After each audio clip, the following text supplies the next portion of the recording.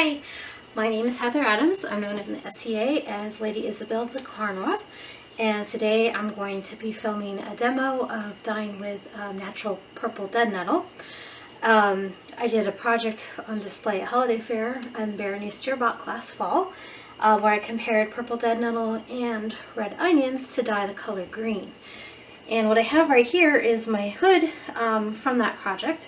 It's a 14th century hood. The lining here was dyed with red onions, and it's unfortunately faded to a bit more of a chartreuse yellow color than I would like. So my goal this spring is to dye again with the purple dead nettle, possibly to replace this lining or just to make a summer weight hood as an alternative. So what I'll be doing first, I'll go over my background information on the plant. We'll go for some purple dead nettle, then we'll boil it up in the pot to make our dye solution, and I'll talk about the process there and hopefully take you through all the way to the end result.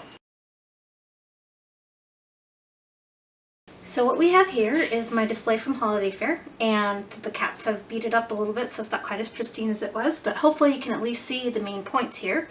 On the left side we have the purple dead nettle results, and on the right the red onion.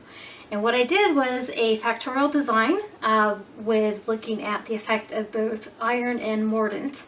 Mordant acts as a bridge between the dye and the fiber, helping the two to bind. In my case, I usually use alum, which you pick up just a regular local store. And for the iron, you could make a solution with rusty nails, use a cast iron pot. I actually use a ferrous sulfate chemical you can just buy online because it's like a vitamin, because I do dye in a stainless steel pot. So you don't want to use aluminum because it again acts as a modifier to the color. So unless that's what you want. So here, the top left corner is pigment only, bottom left is pigment and alum, up here is pigment and iron, and then pigment, iron, and alum. And same layout here on the red onion side. You see that the purple dead nettle tends to be a bit greener than the red onion. When I did this in the fall, it was initially a little bit more green and has kind of rusted out a little bit over time. So, but my favorite color out of all of these, so this pigment, iron, and alum combination was what I ended up using on my hood, and that actually, as I just showed you, faded out to more of a yellow color with daylight and usage. So I'm going to try again with the purple dead nettle.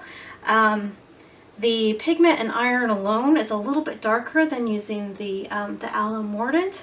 So today I'm probably going to go ahead and just use the pigment and iron and try to replicate this color here. And you obviously can't read all of this background and process, so when I post this video I'll put a link to my blog with more information. Here we have some purple dead nettle just growing as weeds in my flower bed, which I haven't switched over for the year yet. We try to let the purple dead nettle in particular grow as long as possible because the bees like it for early season food, similar to dandelions. So I've been kind of waiting to weed until we do this dye project here. So I'm just going to harvest some of this dead nettle and we'll boil it up in the kitchen. Here's another shot of some purple dead nettle in a section of the yard that has been mowed. It's much shorter in stature and doesn't have as many leaves on it here. So if you were to harvest this kind of purple dead nettle, you might get a different color due to the lower percentage of chlorophyll that you're probably going to get by harvesting from this patch. So I just finished harvesting some purple dead nettle from the yard. I've filled this bowl pretty full here. The woman whose tutorial I'm following, she recommends about 2 gallons of nettles, and then into that solution of water you're going to add about 2 teaspoons of iron. So what we'll do is we'll simmer this for 45 minutes. But before we do that, I'm going to make sure that the quantity of linen I want to dye will fit in the dye pot. Okay, so since I am super indecisive, I'm going to show you what my thought process is here. In general, with a dye pot this size, when not dyeing with Rit or any other natural dyes, I tend to stick to 1, maybe 2 garments. After you do the first dye bath, you'll often have pigment left over that you can then use as an exhaust bath. And I do have some examples of doing that on my blog using RIT dye. But I want to do this all in one batch. If it won't all fit, I might end up doing 2 completely separate pots. But I noticed with the linen I ordered, I got some doggy bags off of Fabric Store. And one here is here. It's a bleached linen signature finish, 2.5 yards, pretty standard mid-weight linen. The other one, however, is a linen cotton blend, and I have 3 yards of this, and it's a bit stiffer. The only other project I have in mind is to just do an underlayer tunic. It doesn't need to be dyed or not, but in general I really like dyeing things and then figuring out what to do with them afterwards. I already mentioned previously that I'm thinking about redoing the lining for my hood that I did with red onion, or doing a summer weight hood. That being said, if I go with a summer weight hood, this linen cotton blend might be nicer because it is a little bit thicker, might give some more structure to the garment. However, I don't know what color it's going to turn having it blended with cotton. But since it's also a plant-based material, I'm expecting it to dye similarly to the linen. So what I'm going to do is just see 2.5 yards, how this will fit in the pot. And what you'll want to do before dyeing it is to actually serger all the edges that aren't already finished so that you don't end up with a big frayed mess. And the other thing you can do is to pre-mordant your fiber. But as I mentioned earlier, I actually saw better results using just the iron and the dye. And you can see here, this 2.5 yards of linen fills up the pot pretty good. There'll be water in there. It'll saturate and go down. I use a wooden spoon that are designated just for dyeing. I don't use any of my dye stuff for food afterwards, even if it's a natural based food. I just have that separate supply. But I found that if you overstuff your dye pot, you're going to get an uneven dye. And the first 15 minutes or so are very important, particularly if you're using a commercial dye like RIT. And you're going to want to be able to stir your fabric in there, keep it agitated so that the dye will adhere evenly. And you can see here with 2.5 yards, there's not a whole lot of room. So what I will do, since I'm not dealing with an already finished garment, is cut this down to about 1 yard and finish the edges, and I will just dye that. And I may or may not do the same with the linen cotton just to see what the difference is. But I'll decide that when I get there.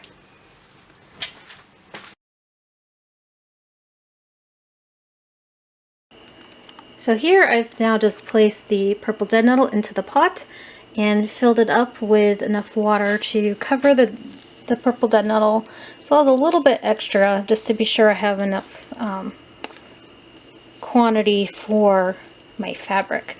You can let this go as long as you want to try to seep out the colors. You don't want to get too rigorous of a boil because it can denature the colors, but pretty much simmering for about 45 minutes. Okay, so we have simmered the purple dead nettle for well over 45 minutes, keeping it below a boil because we don't want the pigment to denature, so it looks kind of like cooked spinach. So what I'm going to do now is I've turned off the heat and I'll let it cool down completely before we strain out the plants. Okay, so I am a tremendously impatient person, so what I did was let it cool down as long as I could stand it, and then I went ahead and I fished out the purple dead nettle. There's a little bit of liquid still left in there, but I used some strainers, even a pasta spoon, because again, everything that up to this point is purely edible. I'm not worried about contaminating that. So I'm going to try to strain a little bit more of this liquid back in, though we're not really short on liquid. You can see kind of the thick consistency here after the boiling. It's just boiled greens, basically. So we're going to take a look at what the color is right now. You can see it's kind of a yellow color, and when we add the iron, it's going to modify the structure of the pigment to be more of a green color. Now the woman whose blog I learned how to do this on is timbercreekfarmer.com, and she goes into a lot more of the background on the mordants and the whole process. And she did this using wool. So we're going to be doing this on plant-based fiber, so slightly different factors as far as mordants and all of that goes. Sometimes they interact differently with wool versus linen. Might need more of a salt to activate, etc. But this so far has worked on the linen. So I'm going to add 2 teaspoons of the ferrous sulfate. And again, you can make this through rusty nail solution. If you used an iron pot, that would modify the color as well. Alright, so we're going to stir that up. Now at this point, I'm not going to reintroduce any of my food cooking utensils, even though ferrous sulfate is considered to be a vitamin. But so we'll just stir this up and check the color again. Normally I'd probably be wearing nitrile gloves. It's a very dark color here. So probably a little bit too much iron for this quantity of water. So we're going to let that sit for a minute. Usually want it to be a nice sage color. And that my water volume in here is actually pretty low. So I'm going to go ahead and dilute this down a little bit and see if we get closer to the color saturation we want. When I did it before, it was this inky color before, and it did dye that light green. So I don't want to add too much water, but we're going to add just a little bit, see if we can get the color to lighten up. Okay, so I'm adding a couple cups of our well water, stepwise, to see if I can get this iron to fully mix in. I'm not too concerned about the dark inky color. I prefer if it was just a sage green, but I know that it will turn out sage green regardless. So I'm just going to make sure this is well mixed and that we have enough volume to cover our fabric. That's really the most important part. So right now we're about right here. Now when you're adding the water, the different waters from different areas have different chemistries, which can then interact with the pigments, the mordants, and the modifiers. Our well water here is very hard and has gone through a softener, so there's a fair bit of salt content in our water. So that may be something that impacts how my dyes work. So you'll want to do your own experiments with your water source to see how that changes your outcome. pH is another important quality to your water when you're doing dyes. Now let's see what this color looks like now. So it's still pretty inky. There's a greenish cast in there. I don't know if you can see it very well. But I'm feeling pretty good about this quantity of water, so we're going to go ahead and add the linen. Okay, so I decided to go with the linen cotton blend for multiple reasons. I had more quantity of it, and I'm kind of curious to see how the cotton will change, how the dyes take.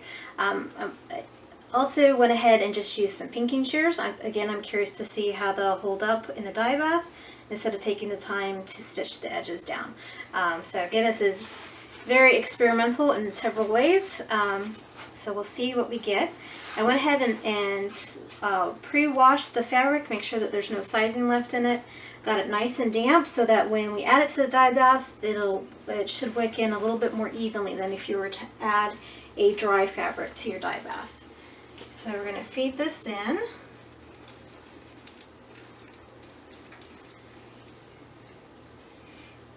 And I do still have a considerable amount of space in this pot. We're about right here right now. Usually when I dye, I'm pushing it right up to the top. But for this case, I wanted to be sure that there's plenty of room to stir and mix the fabric in with the dye.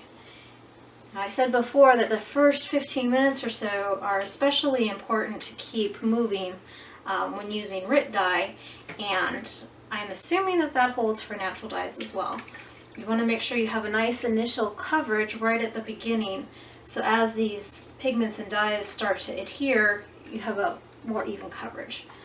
So you can see, already got a nice green color going. There's some bits of vegetation in here that I didn't quite strain out.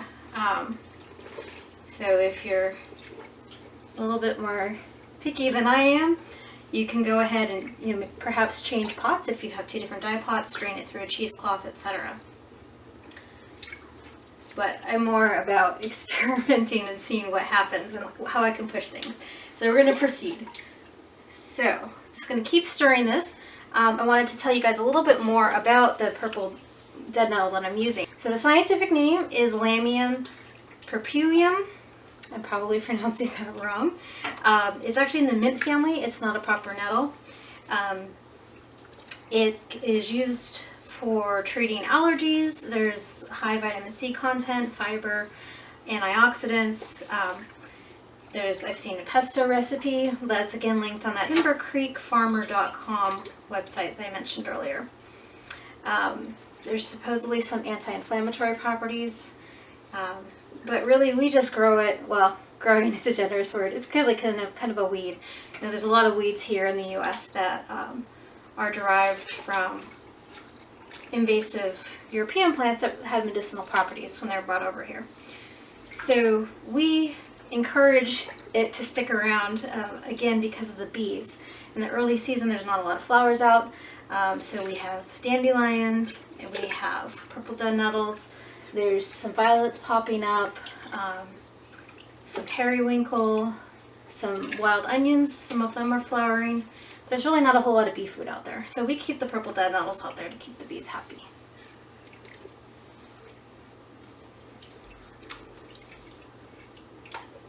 Alright, so you guys can see we're getting a very nice sage green color out of this linen. Again, those dark spots are just bits of vegetation. So I'm just going to keep stirring this, making sure to keep as much of the fabric below the water as I can to try to ensure some even coverage. Okay, so just doing a little bit of a closer stirring here so you can see the color and the movement. My husband just came over and asked, how did I end up with green from purple flowers? The purple pigment actually denatured very quickly when I added it to the hot water. And the green was a little bit more stable. So I'm going to keep stirring this for a while. And then I will eventually just let it sit. Let it cool down. And then when I've reached the color I want, or it doesn't seem to be getting any darker, I'll take it out and rinse it. And then help fix the color with a white vinegar rinse. Quick update, I let the dyed linen sit most of the evening. The color didn't really develop any more than it had already, so I went ahead and dumped out the dye bath, and this is just now rinse water with a little bit of vinegar in it. Vinegar generally helps more with animal-based fibers like wool. Typically with plant-based fibers like linen, you're going to want to use salt in the dye bath. But as I said earlier, this method had worked before, so we're trying it again with the linen cotton blend. It's looking pretty good, so I'm going to pull it out tonight. I'll let it dry and we'll see what it looks like in the morning. Here's the finished sage green dyed fabric here on the right, linen cotton blend. On the left is the original. So if I were to do this again, I might try adding a little bit of salt, see if that helps with the plant fibers take up a little bit more of the dye. But overall, I'm pretty happy with this result. One other aspect that I was testing was to see how the edges cut with the pinking shears fared in the dye pot, and pretty good. Fraying's not out of control, and it was definitely a lot faster than sending it through the sewing machine. Happy dyeing!